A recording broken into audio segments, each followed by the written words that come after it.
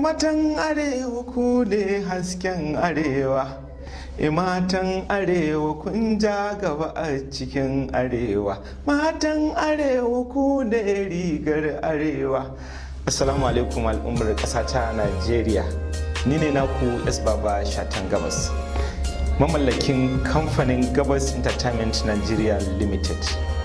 Ni ne mai kamfanin Gabas Exclusive, ni ne mai kamfanin Gabas Collection, ni ne mai Gabas Barbing Salon. So ni mawaƙi ne a ɓangaren masarauta da siyasa da kuma gidan biki. To alhamdulillahi na fara waka yau akalla ina da shekara 15. Na yi waƙoƙi da dama, amma waƙata ta farko da ba zan iya mantawa da ita ba, na kan iya tunawa da ita ina waƙe abokanai na ne na 'yan angon wanda muka tashi tare, muka yi gwagwarmaya, muka yi wahala tare, su na fara waƙewa a cikin waƙoƙina. To alhamdulillahi nasarori an samu da dama, don lokacin da na fara waƙa ban san zan kai haka ba, kuma ni ba ɗan kowa ba ne, sannan lokacin da na fara waƙa ba ni da komai. Yau mai sauraro zai ji na irgo mai kamfani har kala 4: Gabas Entertainment, Gabas Collection, Gabas Barbing Salon, Gabas Exclusive. Wannan duk na same su kuma a sanadiyar waƙa ne. Yau an kai matakin da a faɗin arewa inda a gidan biki ne za a yi biki, a yi decoration, a kawo DJ, a kawo MC, za ka ji sun ce a nemi S Baba mai kamfanin Gabas Entertainment. Kaga waka ta biya, domin kwalliya ta biya kudin sabulu. Duk wasu nasarori da muke nema a cikin waka, alhamdulillahi ubangiji Allah ya bamu, sai dai mai godiya ga Allah da mu goya bayan mu da suke taya mu da addu'a.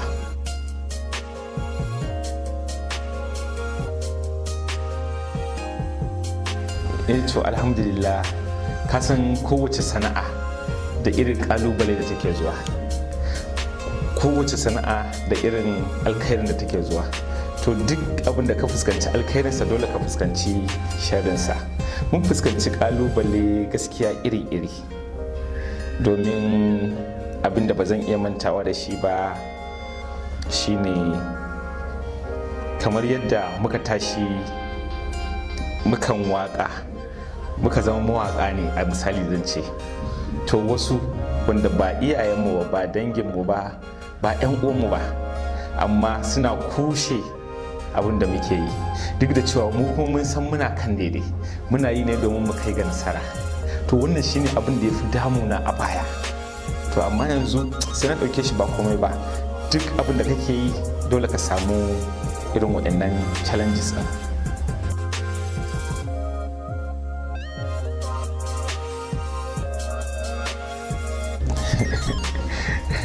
Maganar aure, I'm single gaskiya, ban yi aure ba, kuma insha Allahu a dai shekarar da muke ciki 2021 ni kaina ina addu'a Allah ya sa kar in fita a 2021 ban yi aure ba, saboda aure ai alkhairi ne, kuma abu ne wanda yake kara mutum daraja da kamala, wanda ko da Allah zai kai ka wani guri da baka yi tsammani ba sanadiyar auren nan suka ga kaje inda kaje. Domin abokanai na gidan waka wanda dan ce mun tashi a waka tare da su duk suna da aure.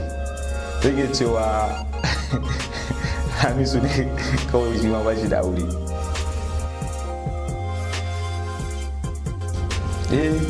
Ba za a rasa ba sosai, ina da wadda ni nake so gaskiya. So amma kuma yanayi dai na rayuwa, wata ran bai zama dole Allah ya baka kai abin da kake so ba, domin Allah ya fi mu sanin alkhairi, mu dama kuma alkhairi muke nema. To Allah zai iya zaɓa mana nashi wanda shine alkhairi akan mu zaɓi.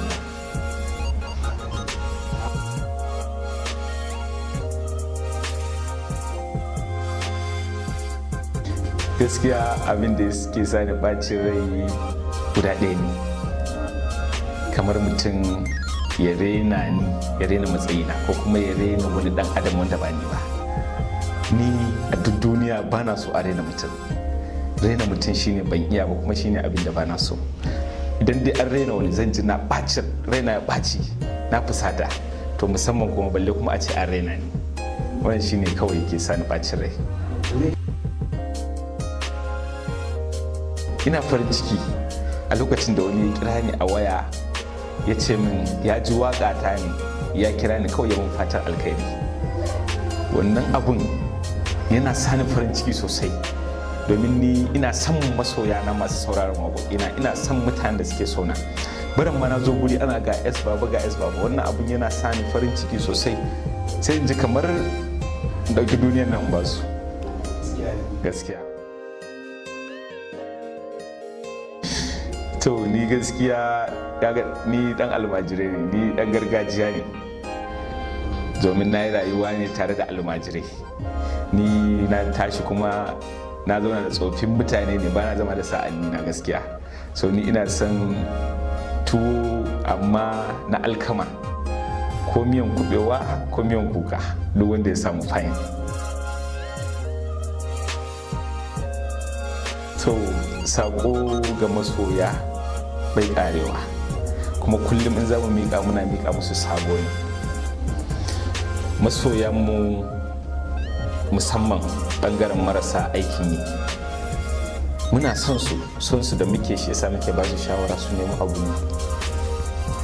Ɓangaren masu abin yi kuma masoyanmu muna son su, muna ƙara ba su shawara su riƙe abin yin su da gaske hannu.